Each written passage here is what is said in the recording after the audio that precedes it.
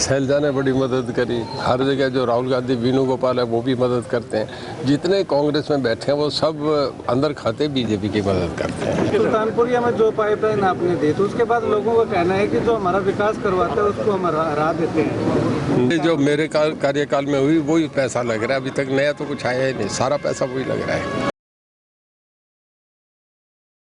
नमस्कार, स्वागत आपका के हरियाणा पे। मैं हूं आपके साथ रमेश जाखड़। होली का पावन पर्व है और इस पर्व पे अगर बात करें तो चौधरी रणजीत सिंह जो कि पूर्व में बिजली मंत्री रहे हैं, उनके निवास स्थान पे इस वक्त मैं मौजूद हूं और यहां पे तस्वीरें अगर आपको दिखाना चाहें तो आप देखिएगा तस्वीरों में कि किस प्रकार से चौधरी रणजीत सिंह के निवास स्थान पे होली के दिन जो है वो जिस प्रकार से सत्ता में रहते हुए जिस प्रकार से लोगों का आवागमन रहता था, उसी प्रकार से राम राम करने वालों की, होली खेलने वालों की यहाँ पे काफ़ी अच्छी संख्या में भीड़ जो है वो हमें देखने को मिल रही है। लगातार जो है वो चौधरी रणजीत सिंह के निवास स्थान पे जो है वो सालों से इस प्रकार से लोग जो है वो आकर के चौधरी रणजीत सिंह के साथ राम राम जो है वो करने के लिए आते हैं और त्यौहार के अवसर पे, अगर होली का त्यौहार है तो रंग खेलने के लिए यहाँ पे आते हैं। तो यहाँ पे तस्वीरें हम आपको जो है वो लगातार दिखा रहे हैं कि किस प्रकार से चौधरी रणजीत सिंह को गुलाल लगा करके, रंग लगा करके जो है वो होली खेली जा रही है। कार्यकर्ता जो आ रहे हैं वो चौधरी रणजीत सिंह को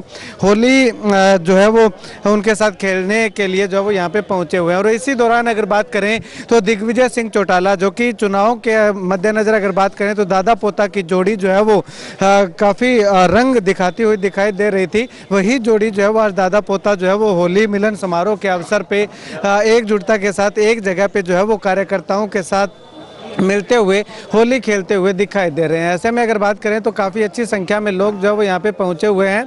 और दिग्विजय चौटाला के साथ अगर बात करें तो चौधरी रणजीत सिंह के बेटे गगनदीप सिंह और उनके बेटे सूर्य प्रकाश, यानी कि चौधरी रणजीत सिंह के पोते सूर्य प्रकाश भी जो है वो लोगों के साथ जो है वो होली खेलने का काम जो है वो लगातार उनके द्वारा किया जा रहा है। कुल मिलाकर के यूँ कहें कि चौधरी रणजीत सिंह के ये वो तमाम कार्यकर्ता जो चुनाव में सही समय में, यानी कि अच्छे वक्त में भी और बुरे वक्त में भी उनके हर दम हमेशा जो है वो साथ रहते हैं, तो वो तमाम लोग जो है वो यहाँ पे चौधरी रणजीत सिंह से बातचीत करने के लिए, राम राम करने के लिए, मुलाकात करने के लिए यहाँ पे पहुँचे हुए दिखाई दे रहे हैं। तो ऐसे में अगर बात करें तो इसी के मद्देनज़र जो है वो आज लोग जो है वो चौधरी रणजीत सिंह के साथ जो है वो राम राम करने के लिए, होली मिलन समारोह के अवसर पर जो है वो उनसे मिलने के लिए, उनको रंग लगाने के लिए, प्यार भरा एक प्रतीक जो रंगों का त्यौहार है वो सेलिब्रेट करने के लिए यहाँ पे पहुँचे हुए हैं। चलिएगा अभी चौधरी रणजीत सिंह और दिग्विजय चौटाला इस अवसर पे क्या कुछ कहते हैं जानते हैं।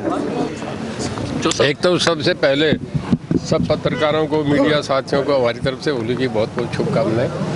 आपके लिए बढ़िया हो त्यौहार, खुशी का है, सब आपस में प्यार से मोहब्बत से रहें, ये मेरी सबसे आप लोगों से दुआ है जी। होली पर एक बार फिर से जो पब्लिक के बीच चौधरी रणजीत सिंह चौटाला है, क्या मैसेज देते? देखिए, होली हमारा खुशियों का एक त्यौहार है जो सदा से चला आ रहा है, हज़ारों साल से, जब से हमने तो देखा है तब से ही चला आ रहा है। और ये एक पर्व ऐसा है कि जिसमें आपस में एक दूसरे के घर जाते हैं, प्यार बांटते हैं, मोहब्बतें बांटते हैं। ये अच्छा, इससे लोगों को एनर्जी मिलती है। मौसम बदल रहा है, ज़रा ठंड चली जाती है, होली आती है तो लोगों को अच्छा लगता है। तो मेरा यही कहना है कि सब आपस में भाईचारा हमारा मजबूत हो, सब प्यार से रहें और आने वाली फसलें वो लोग काटते हैं, बढ़िया फसल हो, अगले 10 दिन ठीक रहें। सर, हरियाणा में अभी चुनाव खत्म हुए हैं, पहले लोकसभा, विधानसभा और अब निकाय चुनाव है। बीजेपी का प्रदर्शन किस तरीके से देखते हैं? देखिए, ऐसा है, एक सरकार के अभी चुनाव है, लोकसभा पहले हुआ, विधानसभा हुआ, और विधानसभा में एक तरफा मैंडेट मिला है पार्टी को। उसके बाद स्वाभाविक है कि शहरी लोग हैं, मतदाता बहुत समझदार होता है, वो समझता है कि सरकार बन रही है, काम लो। और जिस तरीके से 10 साल से परफॉर्मेंस रही है, लोगों ने वोट दिया है, इसमें कोई दो रहने को कुछ भी बेकार की बातें, ईवी और ये वो वोट तो दिए हैं लोगों ने।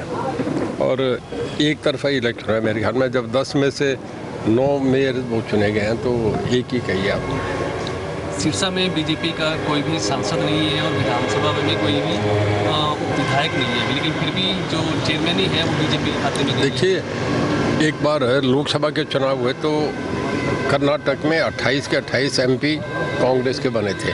जब विधानसभा के चुनाव हुए तो उसके बाद हेगड़े वहाँ के चीफ मिनिस्टर बने, 2/3 मेजोरिटी उन्हें विधानसभा में आ गई। इशू अलग है, पार्लियामेंट अलग है, असेंबली अलग है, लोकल बॉडीज़ के इलेक्शन अलग है।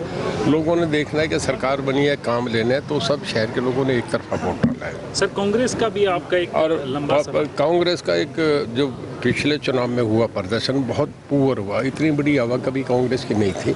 इतनी बड़ी हवा होने के बाद कांग्रेस का, तो कांग्रेस का मैं समझता हूँ वही हालत होगी जो यूपी बिहार में। मैं तो पहले कहता था कि कांग्रेस जहाँ 2 बार नहीं आई, फिर उसके बाद दोबारा आई नहीं, तो कांग्रेस तो गई एक भूला हुआ। हुड्डा के गढ़ में भी जो है बीजेपी ने परचम लहराया है नगर निकाय चुनाव में। भूपेंद्र सिंह हुड्डा ने कहा कि ये सीट तो हमारी पहले भी नहीं थी, कांग्रेस को कोई फर्क नहीं पड़ता।